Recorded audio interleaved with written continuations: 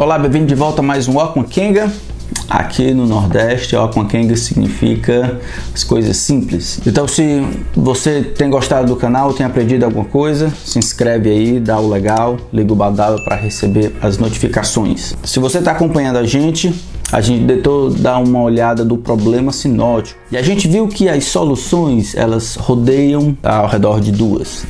Existe a hipótese das duas fontes e a hipótese das quatro fontes. Elas todas presumem que existe uma dependência literária e elas querem demonstrar quem foi o primeiro, quem bebeu de quem leu de quem copiou de quem, coisas assim. Mas será que a gente precisa caminhar nessa direção? Hoje eu queria dar uma sugestão de como os evangelhos chegaram a existir. A pergunta talvez seja: será que existe mesmo um problema sinótico que precise de solução? Então aguenta aí.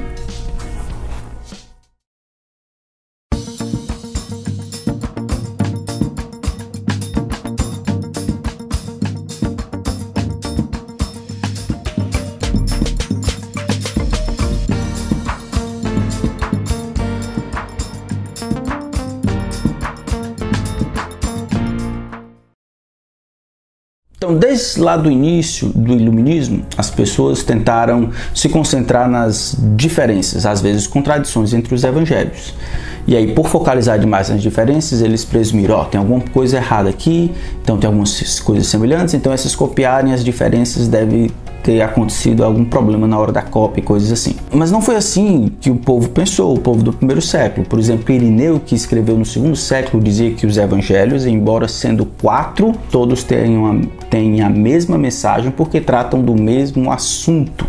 Acreditava numa tetraforma, o evangélico tetramórfico, uma mensagem, 4 evangelhos ou 4 perspectivas, 4 versões de uma mesma mensagem conforme a necessidade. Então, o surgimento dos evangelhos tem a ver com a necessidade ou com momentos diferentes na história que foram necessários determinadas contextualizações na mensagem para que a mensagem do evangelho, a mensagem a respeito de Jesus Cristo, se tornasse mais compreensiva para aqueles a quem se estava escrevendo. Então nós temos Mateus, Marcos, Lucas e João. E esses 4, então, evangelhos, todos são unidos pelo conteúdo e a mensagem a respeito de Jesus, considerados como sagrados e escritura cristã. E eles são 4 porque foram escritos de maneira independente para responder a situações específicas dentro do progresso do cristianismo. A gente está vivendo ali no primeiro século do cristianismo, estamos ali mais ou menos no ano 30, e aí vamos olhar mais ou menos até o final do primeiro século. 4 pontos principais, 4 movimentos principais que o cristianismo, os apóstolos tiveram que escrever como resposta. É interessante notar que todos os evangelhos foram escritos ou por apóstolos ou por pessoas diretamente associadas aos apóstolos. Isso é muito importante, porque eles surgem então no primeiro século e todos eles estavam terminados enquanto os apóstolos estavam vivos. Eles poderiam dar crédito, eles poderiam afirmar, escrevendo, ou aqueles que estavam associados a ele estavam escrevendo. Então eu acho que foram 4 estágios que demandaram o surgimento de determinados evangelhos. Então, qual seria o primeiro evangelho que você acha?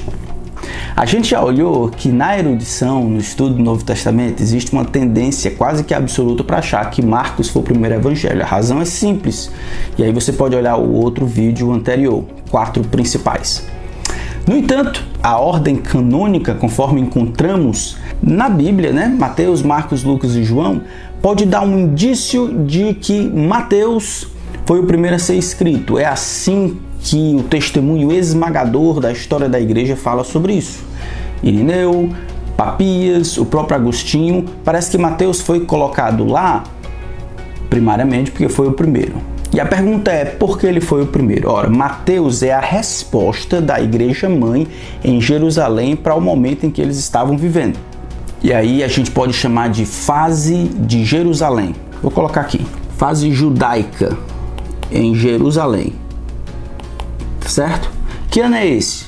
A gente está pensando entre 30 e 42. A igreja tendo como líder principal Pedro.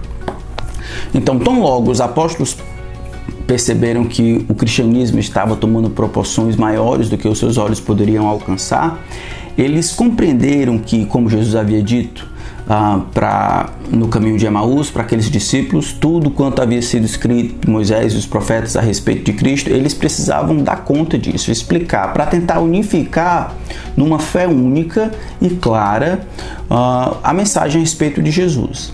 Então, foi para essa demanda inicial, demanda de discipular, demanda de registrar, demanda de ajudar o povo a entender quem era Jesus, o que ele havia requerido dos seus discípulos, né? Na verdade, esse é Mateus 28, ensinando tudo o que vos tem ordenado. Então, eles não estavam presentes direto, os apóstolos, eles tinham que então registrar o que eles sabiam, o que Jesus havia requerido deles, conforme o próprio Jesus havia dito.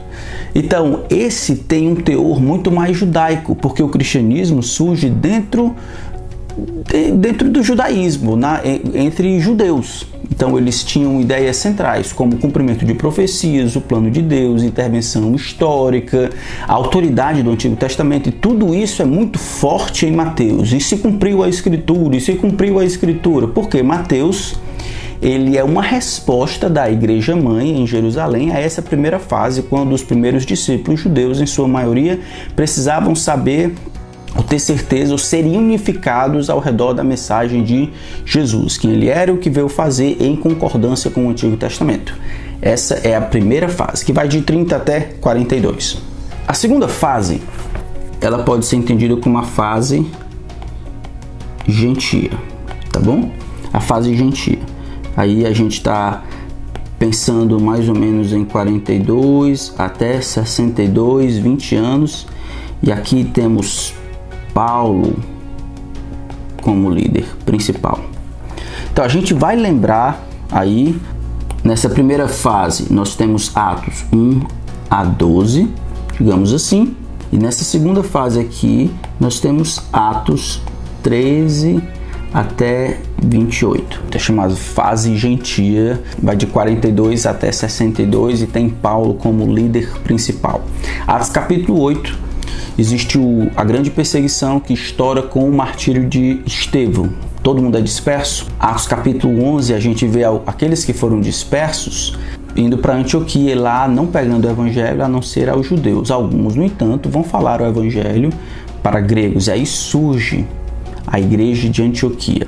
E aí o centro do cristianismo vai se mover de Jerusalém para a igreja agora de Antioquia. A igreja de Antioquia é que vai cruzar esses outros campos ou fileiras gentias e alcançar os confins da terra, o máximo que pode. Nessa modificação surgiu então agora uma demanda.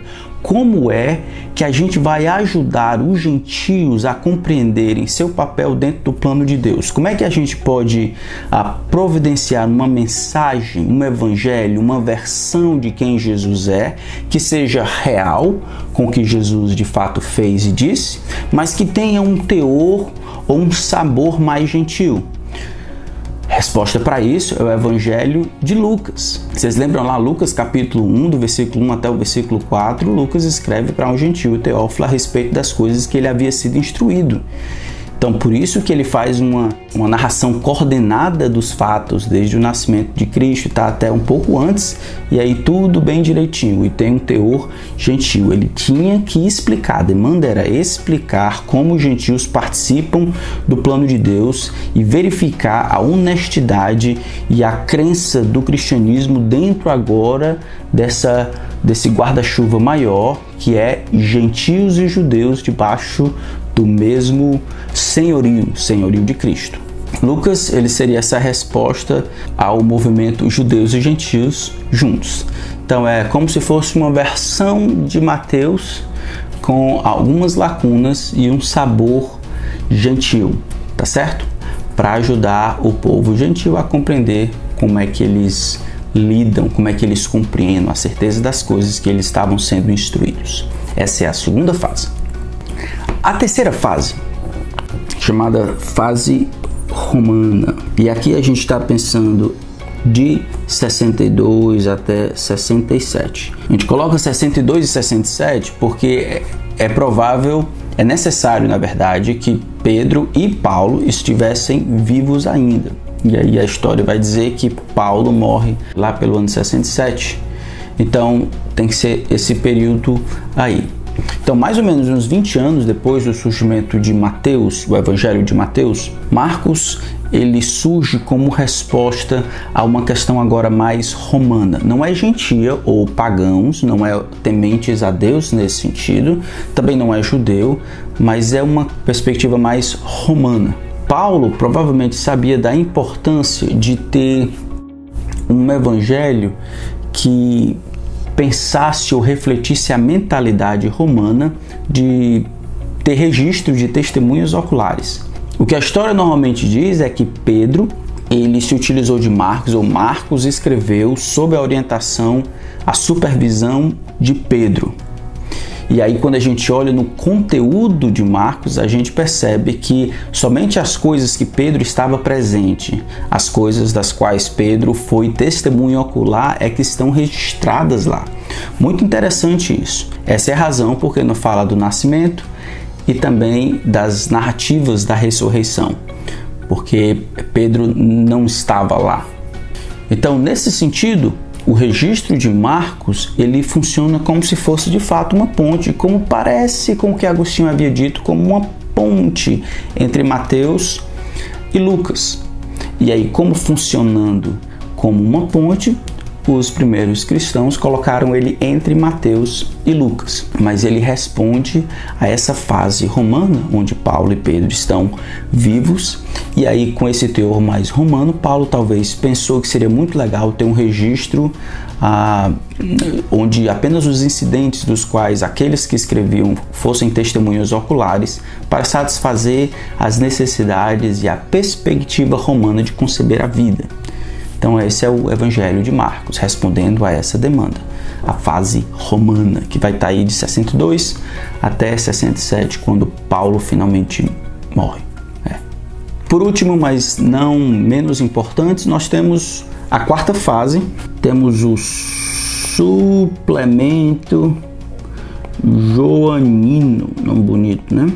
Joanino, que é aí depois do ano 67 em diante, onde, para resumir, o objetivo dele está lá no final do Evangelho, no capítulo 20, registrar as coisas que Jesus fez para dar tranquilidade àqueles que têm sido instruídos, talvez fechar alguma lacuna e explicar que Jesus é o Filho de Deus e chamar as pessoas a crerem em Jesus.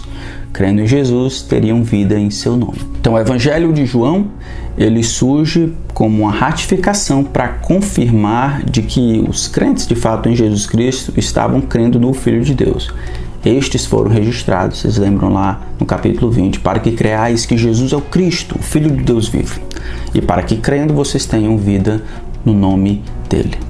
Então essas são as quatro fases que nós vemos. Uma fase de Jerusalém, uma fase gentil, uma fase romana e esse suplemento aqui que ratifica e confirma tudo que foi ensinado nos outros três, que Jesus é de fato o Filho de Deus. Então Mateus escreve primeiro, logo um pouco depois, na nova fase, na nova necessidade, nós temos Lucas, depois na fase romana nós temos Marcos, que foi inserido entre os dois porque funcionava como uma ponte, exatamente, mas foi escrito quando Pedro e Paulo ainda estavam vivos.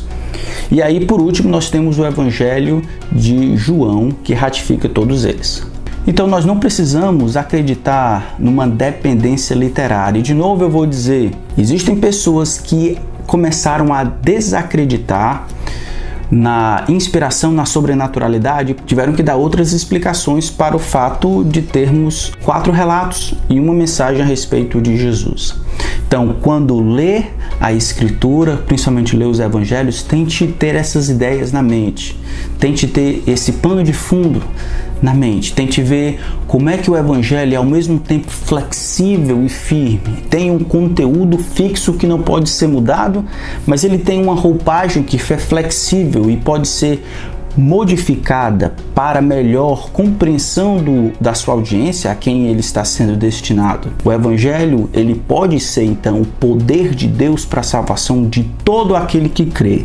Judeus, gentios, romanos, brasileiros, brancos, negros, amarelos, vermelhos, todo mundo. O Evangelho sempre vai fazer sentido quando for pregado e explicado de maneira tranquila. É por isso que o texto que nós temos aqui faz tanto sentido para nós aqui no Brasil, e esse texto é o que nós no Brasil estamos tentando levar a outras partes do mundo, porque Jesus, de fato, ele foi contado como o Salvador do mundo, e este evangelho pode ser compreendido por todos. Então eu quero desafiar você a encontrar as diferenças entre eles e perceber as belezas de Jesus, que era grande demais para caber em um único relato, mas ao mesmo tempo era simples para entrar e participar da vida de cada pessoa, independente da sua história, independente do seu background, independente de quem você é. Jesus é para você. Beleza? Deus te abençoe.